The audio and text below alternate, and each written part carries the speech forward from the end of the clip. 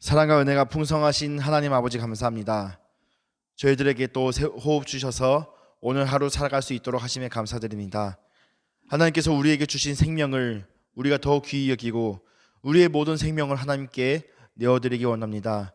우리의 모든 삶을 하나님의 예배로 받아주시옵소서. 우리의 모든 삶 가운데 하나님께 예배하게 하여 주시옵소서. 모든 것 감사드리옵고 살아계신 예수님의 이름으로 기도드렸습니다. 아멘.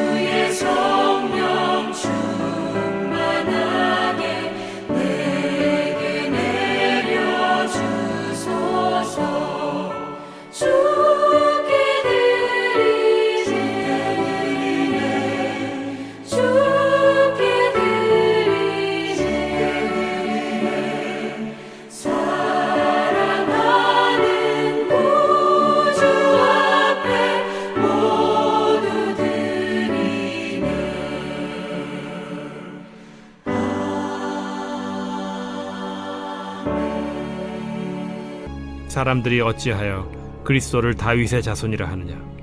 시편에 다윗이 친히 말하였으되 주께서 내 주께 이르시되 내가 네 원수를 네 발등상으로 삼을 때까지 내 우편에 앉았으라 하셨도다 하였느니라. 그런즉 다윗이 그리스도를 주라 칭하였으니 어찌 그의 자손이 되겠느냐. 모든 백성이 들을 때에 예수께서 그 제자들에게 이르시되 긴 옷을 입고 다니는 것을 원하며 시장에서 문안받는 것과 회당의 높은 자리와 잔치의 윗자리를 좋아하는 서기관들을 삼가라. 그들은 과부의 가산을 삼키며 외식으로 길게 기도하니 그들이 더 엄중한 심판을 받으리라.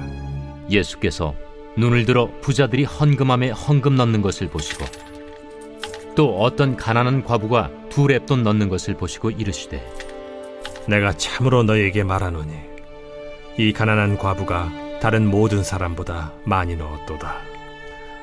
저들은 그 풍족한 중에서 헌금을 넣었거니와 이 과부는 그 가난한 중에서 자기가 가지고 있는 생활비 전부를 넣었느니라. 선거철이 되면은 어느 정당을 막론하고 후보자들이 서민들과 가까운 이미지를 만들기 위해서 시장을 찾아가는 모습들을 우리는 뉴스나 신문을 통해서 자주 볼 수 있습니다. 그들이 시장에 가면은 꼭 이제 시장에서 장사하시는 분들의 손을 잡고 악수를 하거나 또 시장에서 파는 순대라든지 족발이라든지 그런 음식들을 먹는 모습들을 보여줍니다. 그런데 이 사람들이 그런 음식들을 먹는 품새를 보면은 참 어색하기 그지없습니다. 평상시에 먹지 않던 음식, 평상시에 접하지 않던 음식들을 친서민적인 분위기를 내려고 먹다 보니까 어색한 품새가 드러날 수밖에 없습니다. 그러면 그 사람들은 왜 그런 불편함을 감수하고서도 시장에 나오는 것일까요? 바로 사람들의 마음을 사기 위해서, 사람들의 관심을 자신에게 돌리기 위해서 그런 노력들을 하고 있습니다. 오늘 말씀을 배우기 전에 먼저 20장 초반에 있었던 사건에 대해서 잠깐 이해를 해야 될 것 같습니다. 20장 1절부터 8절을 보면은 이제 여러 종교 지도자들, 바리새인과 서기관들과 장로들, 대제사장들, 이 종교 지도자들이 와서 예수님의 권위에 대해서 시비를 거는 모습을 보여줍니다. 당신의 권위가 어디에서 오는 것이냐? 당신의 권위, 당신의 권위가 어디서 오길래 이런 일들을 행하는 것이냐? 시비를 거는 모습이 나오고 있습니다. 그리고 오늘 말씀에서도 이 종교 지도자들이 등장하고 있습니다. 오늘 말씀을 보면은 예수님께서 그들에게 이르시되 41절 말씀 자세히 보시면은 예수께서 그들에게 이르시되라고 말씀하시는데 이 그들은 누구냐면은 종교 지도자들입니다. 예수님께서 묻습니다.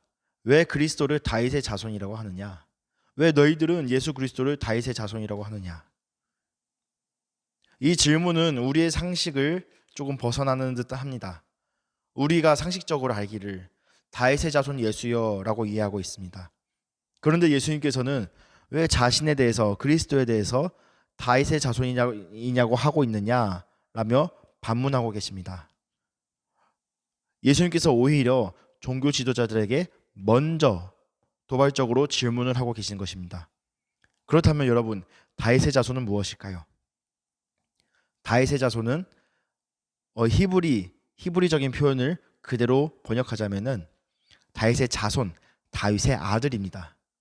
그러니까 사람의 자손, 사람의 아들이란 뜻이죠. 이들이 굳이 그리스도를 다윗의 자손이라고 한정짓는 이유는요, 그리스도의 권위가 사람의 아들로서, 사람의 자손으로서 그의 권위가 사람으로부터 난 것이다 라고 한정짓는 것입니다. 그리스도를 자신들이 컨트롤을 할 수 있는 어떤 사람으로부터 오는 권세라고 한정짓고 있는 것입니다. 그런데 정작 오늘 말씀에서 예수님께서 해석하시는 다윗의 시는 어떻습니까? 여기서는 시편 110편 말씀을 인용하고 있습니다. 다윗은요, 정작 다윗은 그리스도를 나의 주로 고백하고 있습니다. 나의 주로 고백하고 있습니다. 그러니까 아이러니입니다. 사람들은 다윗의 자손이라고 고백하고 있지만은 그리스도는 다윗의 자손이 아니라 다윗의 주이십니다. 다윗의 주님이십니다. 예수님께서 지금 그 말씀을 하고 계신 것입니다. 어떻게 주인이 그의 자손이 될 수 있느냐? 예수님의 권세는 사람으로부터 온 것이 아니라 하나님으로부터 온 것입니다. 그렇다면 다시 한번 묻겠습니다. 이 종교 지도자들이 왜 예수님의 권세를 사람의 권세로 한정시켰겠습니까? 말씀을 자세히 보면은 재미있는 부분들이 나옵니다. 요한복음 19장 47절부터 48절 말씀을 보면은 이 예수님의 인기가, 명성이 너무나도 대단하자 이 종교 지도자들이 예수님을 죽일까 논의했다가도 오히려 자신들이 백성들에게 해를 당할까 봐 도망치는 장면들이 나옵니다. 그 기획을 수포로 만드는 장면이 나옵니다. 그렇습니다. 이 종교 지도자들은요, 사람들 앞에서는 누구보다 하나님을 잘 섬긴 것처럼, 누구보다 예배를 잘 드리는 것처럼, 하나님을 위해서 사는 것처럼 행세하고 있지만은 사실 이 사람들이 무서워하는 것은요, 사람이었습니다. 자신들의 처지가 위협받을까 봐 사람을 두려워하고 있습니다.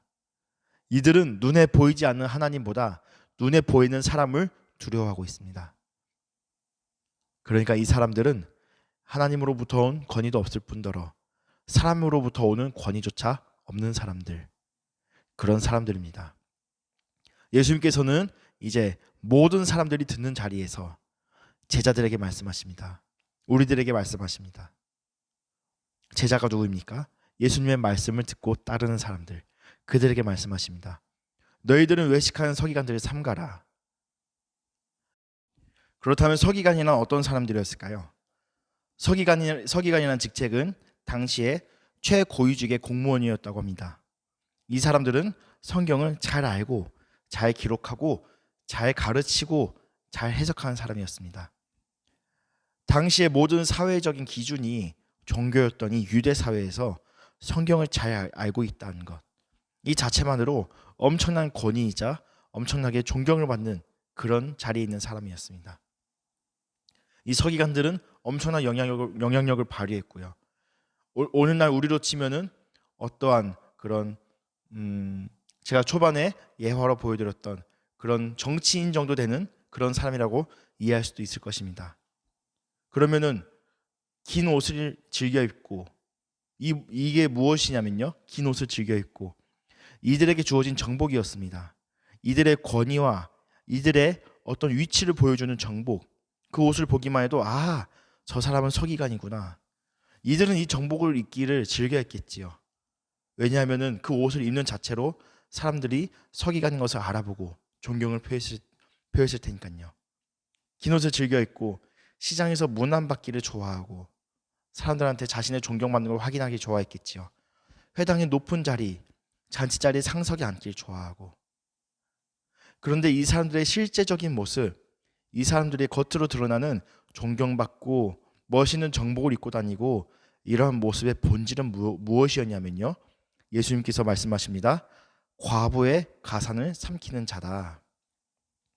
여기서 과부의 가산은요, 단순한 어떤 재물이 아니라 과부의 집, 가산은 집, 부동산, 그러니까 과부의 모든 것을 삼키는 자, 마치 무시무시한 맹수가 저 연약한 토끼를 집어 삼키듯이 과부의 가산을 속여서 탐하는 자들이었습니다. 그리고 외식으로 길게 기도한다고 합니다. 사람들이 보니까요. 사람들 보는 앞에서 길게 기도하면서 뭔가 종교적으로 무엇인가 더욱더 영적으로 뛰어난 듯한 그런 모습을 보여주기 위해서 외식하는 모습을 보여주고 있습니다. 이 사람은 존경받는 사람이었고 사람들에게 권위가 있는 사람이지만 실상은 가장 불쌍한, 당시 그 사회에서 가장 불쌍한 그런 사람들의 가산을 속여서 삼키는 사람들이었습니다. 이 사람들 끊임없이 사람들의 눈치를 보고 자기 자신을 높이는 사람들이었습니다. 그 다음 말씀 21장부터 시작된 말씀에서 예수님께서는 부자의 헌금과 두 렙돈 과부의 헌금을 말씀하십니다. 부자의 헌금과 과부의 헌금을 의도적으로 대비해서 보여주고 계십니다. 부자가 드린 헌금보다 과부가 드린 헌금이 더 크다고 하십니다. 산술적으로 말이 안 됩니다. 부자가 내는 헌금이 당연히 훨씬 많겠죠. 예를 들어서 한 달에 1,000만 원 버는 사람이 11조 내면 100만 원 이상은 내겠죠. 그런데 이 과부가 내는 두 렙돈의 헌금이 더 크다고 합니다. 이 두 렙돈이라는 금액은 당시 그 한 사람이 버는 일당의 128분의 1. 만약 오늘날 하루에 10만 원을 번다고 치면은 한 1,500원에서 1,600원도 안 되는 그런 아주 작은 금액입니다. 그런데 그 금액이 아주 작은 1,500원, 1,600원, 애들 용돈 같은, 코 묻은 돈 같은 그 돈이 더 크다고 말씀하고 계십니다. 왜냐하면요. 그 작은 돈이지만 그 돈은 과부가 자신의 모든 것을 하나님께 드린 것이기 때문입니다. 자신의 전 재산, 과부가 자신의 목숨을 하나님께 내어드린 것입니다. 그렇다면 반면 말씀상에는 생략되어 있지만 우리는 무엇을 유추할 수 있습니까? 부자들이 낸 헌금은 자신의 모든 것을 드린 것이 아니라 자신들이 쓰고 남은 것을 드린 것입니다. 어떤 자료에 따르면요, 당시 헌금함 옆에서 누군가가 헌물을 낼 때 그 헌물을 검사하고 또 헌물의 금액을 기록하면서 소리로 내주는 사람이 있다고 합니다. 그러면 어떻겠습니까? 많은 헌금을 내는 이유가 무엇이었을까요? 사람들의 눈초리 아니었겠습니까? 아, 저 집사는, 저 장로는, 저 권사는, 저 전도사는 헌금을 어마무시하게 냈대. 그런 것 때문에 헌금을 많이 낸 것 아니겠습니까? 하지만 이 과부는 자신이 2렙돈 낸 것, 그것을 부끄러워 여기지 않고 자신의 전 재산, 자신의 목숨을 내어드리는 모습을 보여주고 있습니다. 아이러니합니다. 서기관들과 이 종교 지도자들, 부자들은 자신의 이권을 위해서 과부를 속여가면서까지 그의 가산을 삼키는 자들입니다. 그런데 반대로 이 과부들은 정말로 사회에서 최하층에 있는 이 사람들은 하나님을 위해서 자신의 모든 것을 내어드리는 모습을 보여주고 있습니다. 예수님께서는 이것을 말씀하고 계신 것입니다. 너희들은 나를 위하느냐, 너희 스스로를 위하느냐?